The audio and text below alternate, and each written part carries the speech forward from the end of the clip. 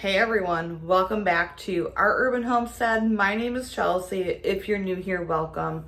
Those that have been here a while, welcome back.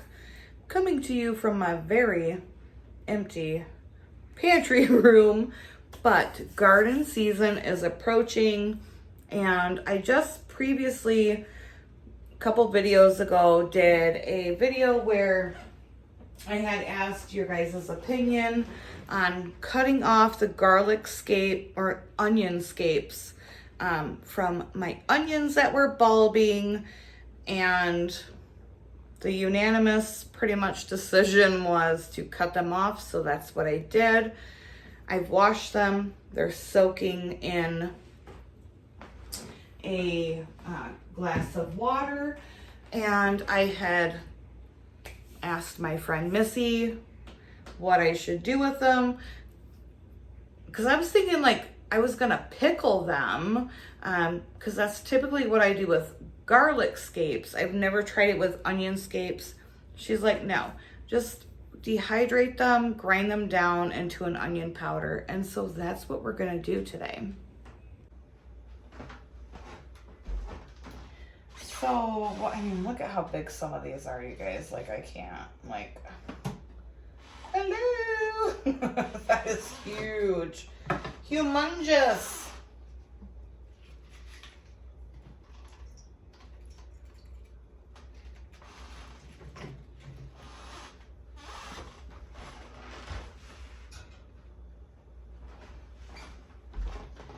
I'm gonna start by cutting off the flowers, which is this little bulbous end.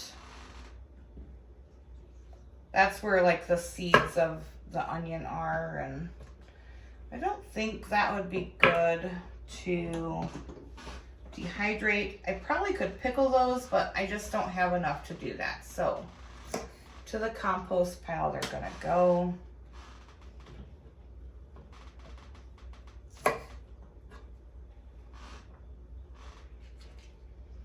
It smells so good.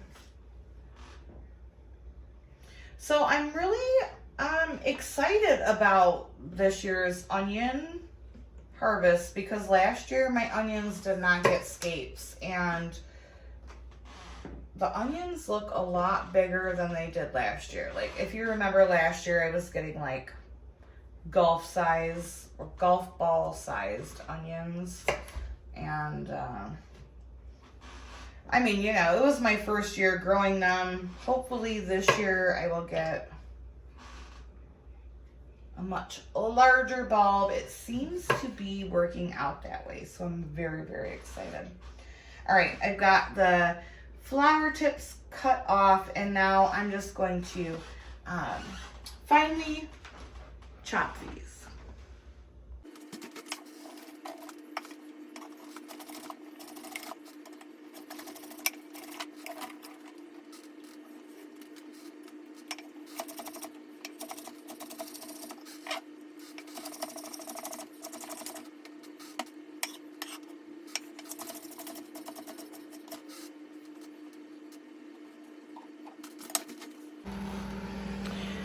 Okay, so I have these, and some of these have, like, they've been drying already for a couple hours.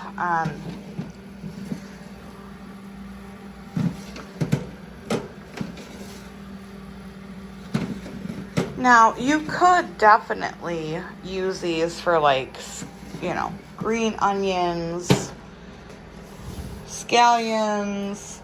I have it set on, I believe,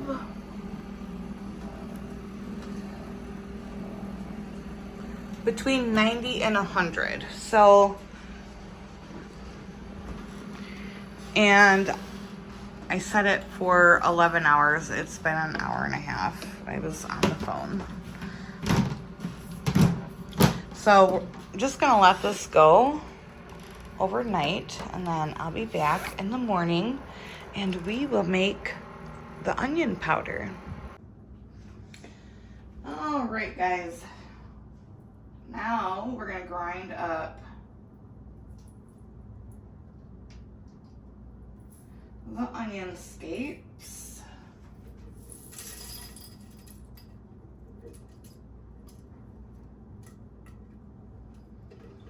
So when I make, I usually make green onion powder with like the tops of the onion and whatnot.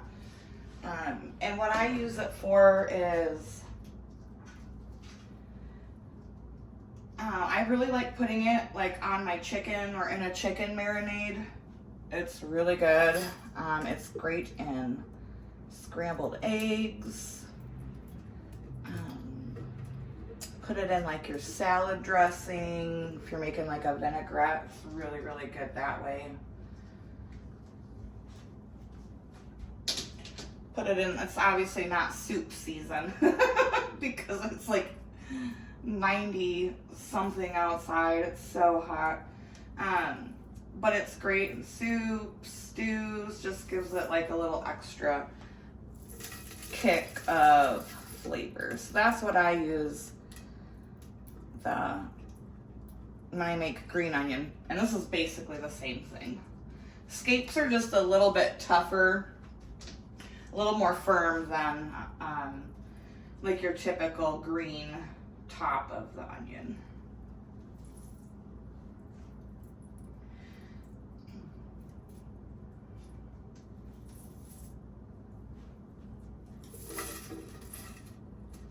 I think having it on the chicken, like you know, little oil, garlic, salt, pepper, and some of this, that's probably one of my favorite ways to eat it or to utilize it, especially in the summer.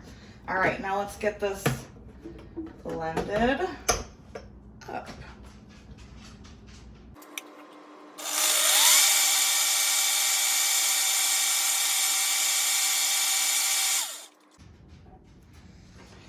So now it's down, you know, ground into a nice fine powder. I'm just gonna put it into this little 1/2 pint mason jar.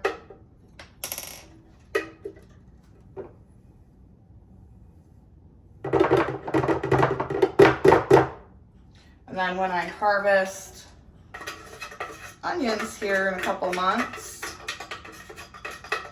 I will just do the same thing with the green tops.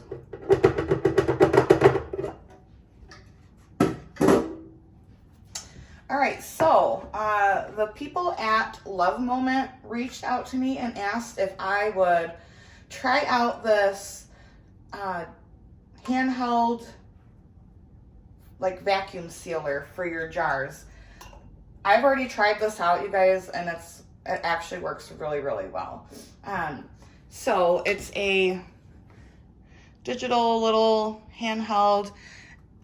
It can do regular or wide mouth.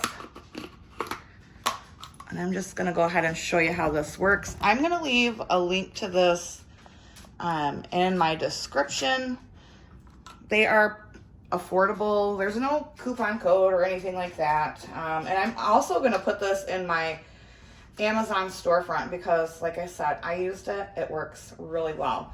So this is perfect for those of you who don't have a food saver and you want to be able to store your dried and dehydrated goods.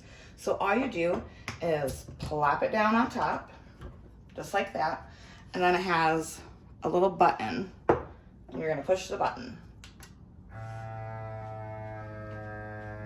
It's very quiet, much more quiet than the food saver. It charges by USB with this little cord here.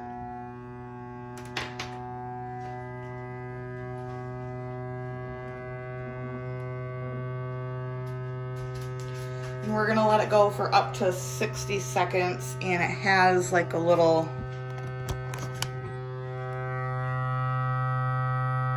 timer right there. Like I said, I tried it last night on something and it works really, really good.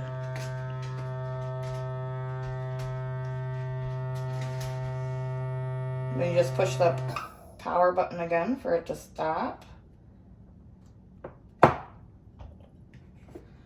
And there you have it.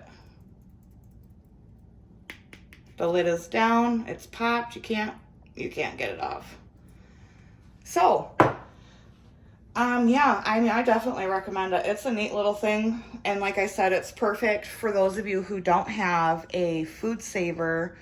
Um, you can just use one of these. I think it's $39.99. And again, I will link that description below. I also think this would be perfect for camping. So like when we go camping or we go anywhere, you guys, if you've been here a while, you know I like to take a lot of dehydrated and canned food with me, just for convenience meals and whatnot. And this is perfect. It's, not big. I don't have to take my food saver. I don't take my food saver when we go camping. So typically, like I'll open up a jar of dehydrated something and then it just stays not sealed and exposed to air and humidity until I get home. So if you're a camper or you travel and you like to use your dehydrated or freeze-dried food, I think this is really, really perfect, and this definitely will be going with us on our next trip. So thanks for coming along with me today, guys. I'm super excited to be able to, I mean, it's like obviously not making salsa or anything, but first preservation of the year from the garden. That's very exciting. So, thanks for being here. Thanks for joining me. And until next time, guys, abundance and blessings to you. Bye-bye.